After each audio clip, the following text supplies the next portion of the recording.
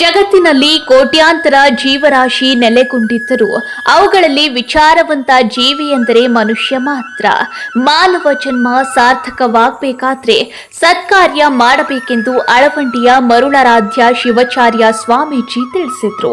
ಕೊಪ್ಪಳ ಜಿಲ್ಲೆ ಕುಕನೂರು ತಾಲೂಕಿನ ತಳಕಲ್ ಗ್ರಾಮದ ಅರಳಿ ಬೆಂಚಿ ಉಡರಾಜಮುಗ್ಗಿ ಅಂದ್ರೆ ಉಡಚಮ್ಮದೇವಿ ಜಾತ್ರಾ ಮಹೋತ್ಸವವಿದ್ದು ಗುರುವಾರ ಅದ್ದೂರಿಯಾಗಿ ಜರುಗಿತು.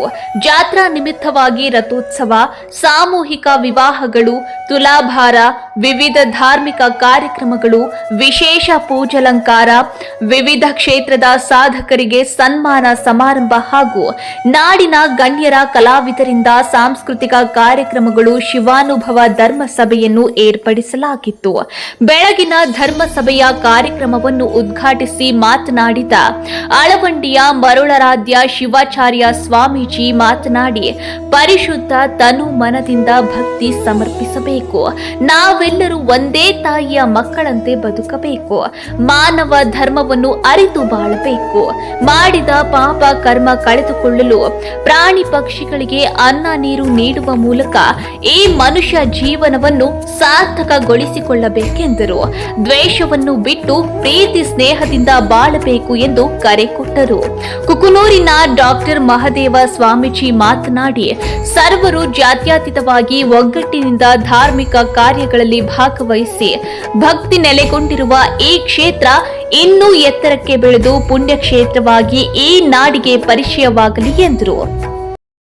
ಇನ್ನು ನೂತನ ರಥೋತ್ಸವಕ್ಕೆ ಗವಿಶ್ರೀಗಳು ಚಾಲನೆ ಕೊಟ್ಟಿದ್ದಾರೆ.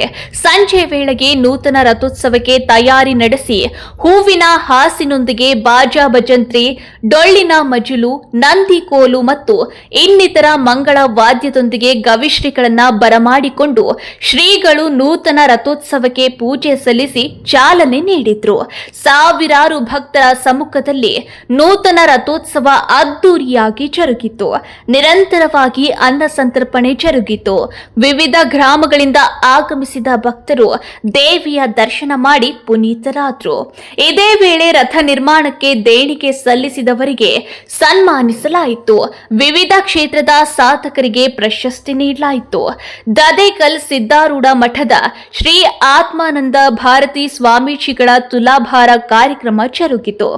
ಕಲಾವಿದರಿಂದ ಭಕ್ತಿ ಸಂಗೀತ, ಸುಗಮ ಸಂಗೀತ, ಪ್ರವಚನ ಮತ್ತು ವಿವಿಧ ಶ್ರೀಗಳಿಂದ ಆಧ್ಯಾತ್ಮಿಕ ಆಶೀರ್ವಚನ ಕಾರ್ಯಕ್ರಮಗಳು ಜರುಗಿದವು.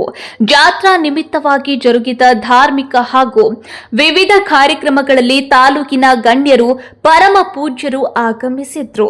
ಭಕ್ತರು ತಾವು ಬೇಡಿಕೊಂಡ ಹರಕೆಯನ್ನು ಅರ್ಪಿಸಿ ಭಕ್ತಿ ಸಮರ್ಪಿಸಿದ್ರು. 900 ವರ್ಷ ಇತಿಹಾಸ ಇದೆ. ಇದರ ಮೂಲ ಕೇಂದ್ರ ಕಾಕಲ್ಲ ಇದೆ. ಇಲ್ಲಿ ಅರಳಿ ಬೆಂಚಿ ಅಂತ ಈ ದೇವಸ್ಥಾನ, ಇದು ಶಕ್ತಿ ದೇವತೆ ನಮ್ಮ ಊರಿಗೆ. ಇದು ಪ್ರತಿ ವರ್ಷದಂತೆ ಈ ವರ್ಷವೂ ಜಾತ್ರೆ ಇದ್ದೇ ಇರುತ್ತೆ. ಆ ತೇರು ಇದ್ದಿಲ್ಲ, ತೇರು ಈ ವರ್ಷ ಚಾಲು ಮಾಡಿದ್ವಿ. ಆಮೇಲೆ ದನೇಗಲಪ್ಪಗಳು, ಆಮೇಲೆ ಗವಿಸಿದ್ದೇಶ್ವರ ಸ್ವಾಮಿಗಳು, ಮಂಗಳೂರು ಪಟ್ಟ ದೇವರು, ಬಿಲ್ಡಿಂಗ್ ಹೊಸ ಬಿಲ್ಡಿಂಗ್ ಮಾಡ್ಕೊಂಡು ಮಾಡಿವ್ರಿ. ಜಾತ್ರೆ ಇನ್ನೂ ಹೆಚ್ಚಿನ ಪ್ರಮಾಣ. ಕ್ಷೇತ್ರವಾದ ಹಳ್ಳಿ ಬೆಂಚಿ ಉಡ್ಸಮ್ಮ ದೇವಿಯ ಒಂದು ಜಾತ್ರೆ ಅಭೂತಪೂರ್ವವಾಗಿ ನಡೆದಿದೆ. ಎಲ್ಲ ನಿರೀಕ್ಷೆಗಳನ್ನು ಮೀರಿ ಜನ ಜಾತ್ರೆ ಸೇರಿದೆ. ಬಹಳ ಸಂತೋಷ ಆಯಿತು. ದರ್ಶನ ಪಡೆದಿದ್ದು ನಮಗೆ ಬಹಳ ಸಂತೋಷ ಆಯಿತು. ಮುಂದಿನ ದಿನಗಳಲ್ಲಿ ಈ ಭಾಗದ ಅತ್ಯಂತ ದೊಡ್ಡ ಜಾತ್ರೆ ಇದಾಗದಲ್ಲಿ ಯಾವುದೇ ಸಂದೇಶವಿಲ್ಲ. ದಿನಗಳಲ್ಲಿ ಹೆಚ್ಚಿನ ಅನುದಾನವನ್ನು ಕೊಡಿಸಿ ಇದು ಅಭಿವೃದ್ಧಿಪಡಿಸಿ ಕೊಪ್ಪಳ ಜಿಲ್ಲೆಯ ಅತಿ ದೊಡ್ಡ ಜಾತ್ರೆಯಾಗಿ ಇದು ಹೊರ ಹೊಮ್ಮಲಿ ಅಂತಂದು ನಾವೆಲ್ಲ ಆಶಿಸ್ತೇವೆ. 2002ನೇ ಇಸ್ವಿ ಹಂಪಿ ಉಳಿಲಿಂದ ಪ್ರಾರಂಭಿಸಿ ಇವತ್ತಿಗೆ 297 ಶಿವಾನುಭವಗಳನ್ನು ಪೂರೈಸಿದ್ದೇವೆ. ಇನ್ನು 3 ಶಿವಾನುಭವ ಆದರೆ 300 ಶಿವಾನುಭವ ಆಗುತ್ತೆ. 25ನೇ ವರ್ಷದ ಬೆಳ್ಳಿ ಮಹೋತ್ಸವ ಶಿವಾನುಭವ ಮಾಡೋದ್ರಿಂದ ಇಲ್ಲಿ ಮಹಾತ್ಮರನ್ನ ಕರೆಸಿ ಇಲ್ಲಿ ಈ ಸ್ಥಾನಕ್ಕೆ ಕಾಲು ಹಿಡಿಸಿದ್ರಿಂದ ನಮ್ಮ ತಾಯಿ ಅತಿ ವಿಜೃಂಭಣೆಯಿಂದ ಎಲ್ಲ ಭಕ್ತರಿಗೆ ಆಕರ್ಷಿತರಾಗ್ಯಾರ. ನಮ್ಮ ಗುರುಗಳ ಆಸೆನೇ ಇತ್ತು ಮಾದೇವಾಚಾರ್ಯರು. ಅದರಂತಾಗ ನಾವು ಹಗಲಿರಳು ಒಂದು 10-15 ಮಂದಿ ಈರನಗೌಡರ ಅಧ್ಯಕ್ಷತೆಯಲ್ಲಿ ಆ ಮಾಲಕರು, ಹೊಲದ ಮಾಲಕರು ಬಾಪುಗೌಡರು ಕೂಡ ನಮ್ಗೆ ಹೆಚ್ಚಿನ ಸಹಕಾರ ಕೊಟ್ಟರು. ಅವರಿಂದ ಎಲ್ಲ ಭಕ್ತರಿಂದ ಕಾಣಿಕೆಯನ್ನು ಕೂಡಿಸಿ ಹೊಸ ರಥ ಮಾಡೇ ತಿರ್ಬೇಕಂತೇಳಿ ಕೊಟ್ವಿ. ಅವಾಗ ಈ ದೇವಿ ಇನ್ನಷ್ಟು ಪ್ರಜ್ವಲವಾಗಿ ಬಗ್ ಅನ್ನೋ ಒಂದು ಬೆಳಕಿನಲ್ಲಿ ಕಾಣಂತಾಗ ಎಲ್ಲ ಭಕ್ತರು ಮಾಡ್ಯಾರ. ಈ ಜಾತಿ ಭಾರಿ ವಿಜೃಂಭಣೆ ಆಗೈತೆ. ಇನ್ನು ಬರ್ಬರ್ತಾ ಇನ್ನೂ ಇದಕ್ಕಿಂತ ಹೆಚ್ಚಿನ ಸಂದಣೆ ಆಗ್ಬೋದು.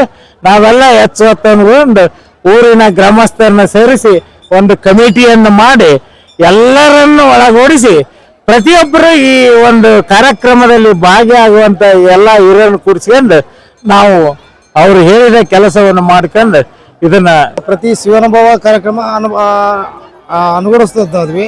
ನಾವು ಇದೇ ಮೊದಲ ಬಾರಿ ಜಾತ್ರೆ ಮಾಡೋಣ ಎಂದು ವಿಚಾರ ಮಾಡಿದಾಗ ಊರಿನ ಜನರು ಮತ್ತು ಊರಿನ ಸುತ್ತಮುತ್ತ ಜನರ ಬಗ್ಗೆ ಹೇಳಿದ್ದೇವೆ. ಬಟ್ ಈ ಇಷ್ಟು ಜನ ಸೇರುತ್ತಾನೋ ನಮಗೆ ಗೊತ್ತಿದ್ದಿಲ್ಲ.